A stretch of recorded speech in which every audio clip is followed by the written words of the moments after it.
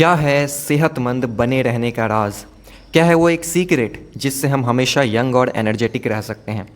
और क्या है वो एक राज जिससे हम चाहे जब तक भी ज़िंदा रहें इस धरती पर हेल्दी रह सकते हैं और हैप्पी रह सकते हैं और इस लाइफ का अच्छे से मज़ा भी ले सकते हैं। So hello and welcome everyone, स्वागत है आप सबका मेरे यूट्यूब चैनल पे और आप सुन रहे हैं हिंदी स्टोरी पॉडकास्ट बाय उत्तम झा। आज की स्टोरी हमारी हेल्थ से रिलेटेड है और ये स्टोरी सबके लिए काफ़ी ज़्यादा यूज़फुल होने वाली है। सबको ये स्टोरी काफ़ी ध्यान से सुनना चाहिए और इसमें बताए गए एक बहुत ही बड़े सीक्रेट को अपने लाइफ में फॉलो करना चाहिए जिससे कि हम सब एक हेल्दी और हैप्पी लाइफ जी पाएँ। चलिए शुरू करते हैं हमारी आज की स्टोरी को। बहुत समय पहले की बात है, किसी गांव में एक शंकर नाम का वृद्ध व्यक्ति रहता था।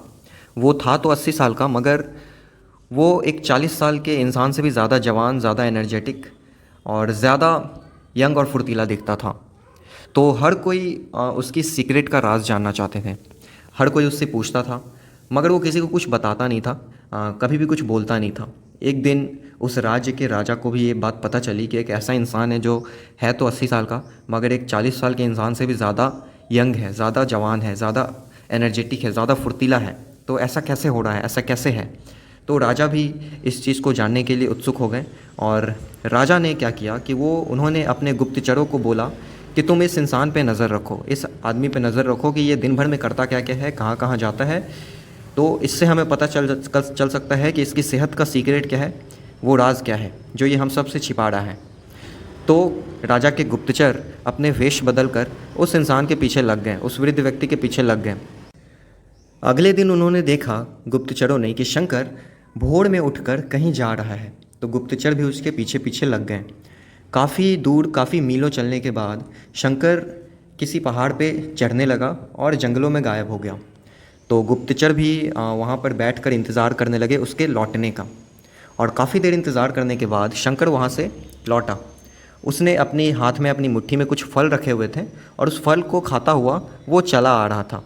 तो गुप्तचरों ने अंदाज़ा लगाया कि हो ना हो ये जो फल है इसके हाथ में, यही इसकी सेहत का राज है, यही वो सीक्रेट है जो हर कोई जानना चाहता है। अगले दिन सुबह गुप्तचरों ने राजा को ये सारा किस्सा बता दिया और राजा ने क्या किया कि उन्होंने पहाड़ पर अपने कुछ आदमियों को भेजा कि जाओ उस रहस्यमयी फल का पता लगाओ। लोग गए, काफ़ी ढूंढा, काफ़ी खोजबीन हुई, काफ़ी छानबीन हुई, मगर वहाँ कोई भी ऐसा असाधारण फल नहीं दिखा। थक हार कर सब फिर से दरबार में आ गए। उन्होंने राजा को बताया कि महाराज, हमने काफ़ी ढूंढा मगर वहाँ कोई भी ऐसा असाधारण फल नहीं था जिसे खाकर हम हमेशा सेहतमंद रह सकते हैं। तो राजा ने क्या किया कि राजा ने अगले दिन शंकर को दरबार में हाजिर करने का हुक्म दिया। अगले दिन दरबार में शंकर को बुलाया गया और फिर राजा ने उससे पूछा कि शंकर, तुम इस उम्र में भी इतना ज़्यादा सेहतमंद हो, इतना ज़्यादा फुर्तीला हो, तो क्या है ये सेहत का राज, हमें भी जानना है। तो शंकर ने बताया कि महाराज, मैं तो रोज़ सुबह उस ऊंची पहाड़ी पर जाकर एक रहस्यमयी फल खाता हूँ, वही है मेरे सेहत का राज। तो फिर राजा ने बोला कि चलो ठीक है, हमें भी ले चलो वहाँ पर, हम भी जानना चाहते हैं उस रहस्यमयी फल के बारे में। तो सारे लोग पहाड़ी की तरफ चल पड़े। काफ़ी दूर चलने के बाद, काफ़ी ऊंचाई पर चढ़ने के बाद राजा उस पेड़ के पास पहुँचा जहाँ से शंकर वो फल खाता था। तो वो एक बेर का पेड़ था जहाँ से रोज़ सुबह शंकर उन बेरों को तोड़कर खाता था। तो शंकर ने बताया कि महाराज, यही है वो पेड़ और यही है वो फल जो मैं रोज़ सुबह खाता हूँ और मैं सेहतमंद रहता हूँ। तो राजा क्रोधित हो गए और वो बोले कि तुम मुझे बेवकूफ़ समझते हो क्या? ये एक ऐसा फल है जो हज़ारों लोग रोज़ खाते हैं, मगर कोई भी तुम्हारी तरह तो सेहतमंद नहीं है। तुम हमें बेवकूफ़ बना रहे हो। शंकर ने काफ़ी विनम्रता से राजा को बोला, महाराज, हर रोज़ जो लोग फल खाते हैं वो सिर्फ बेर का फल है, मगर मैं हर सुबह जो फल खाता हूँ वो सिर्फ बेर का फल नहीं है, वो मेरी मेहनत का फल है। क्योंकि इस फल को खाने के लिए मैं हर रोज़ हर सुबह 10 मील पैदल चल कर आता हूँ और सुबह की ताज़ी हवा मेरे लिए जड़ी बूटियों का काम करती है। और यही है मेरे सेहत का राज जो मुझे हमेशा जवान बनाए रखती है, जो मुझे हमेशा फुर्तीला बनाए रखती है।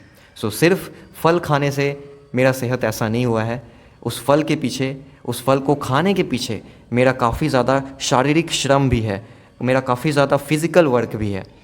और राजा शंकर की इस बात को अच्छी तरह से समझ चुके थे और राजा ने स्वर्ण मुद्राएं देकर शंकर को सम्मानित किया और अपने राज्य की प्रजा को भी शारीरिक श्रम करने का आदेश दिया। शारीरिक श्रम करने के लिए उनको भी प्रेरणा मिली। सो मेरे भाइयों बहनों दोस्तों मित्रों, एक बहुत ही इम्पॉर्टेंट चीज़ जो हम इस स्टोरी से सीख सकते हैं, बहुत ही सिंपल और इम्पॉर्टेंट चीज़, कि आज के टाइम पे सबके हेल्थ की बैंड बजी हुई है और हम सब लोग क्या पता नहीं आलतू फालतू सप्लीमेंट्स टैबलेट्स और बस सोचते हैं कुछ सब्जियां खाएंगे और हेल्दी रहेंगे, और हेल्दी नहीं होते हैं और हमारा पूरा मोराल डाउन हो जाता है, डिमोटिवेट हो जाते हैं, डॉक्टर्स के पास जाते हैं और ज़िंदगी भर डॉक्टर के पास आते जाते ही रहते हैं।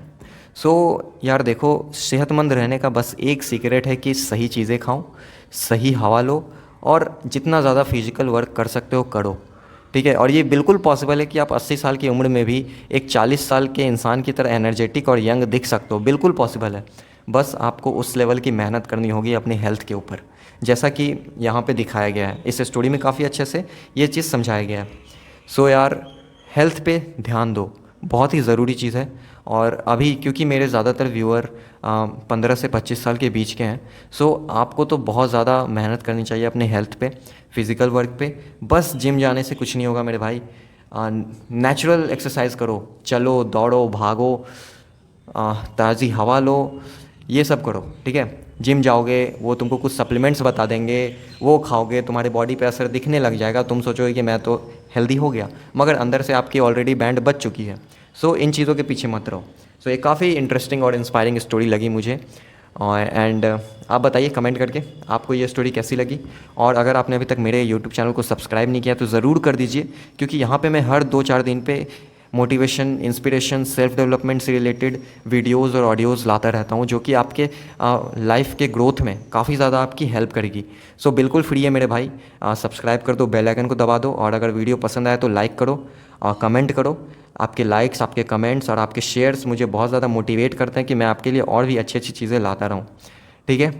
अब मिलते हैं हम लोग किसी अगली स्टोरी पॉडकास्ट में, किसी अगली वीडियो में। तब तक के लिए सेहतमंद रहिए, मोटिवेटेड रहिए, हैप्पी रहिए। Thank you so much, love you all.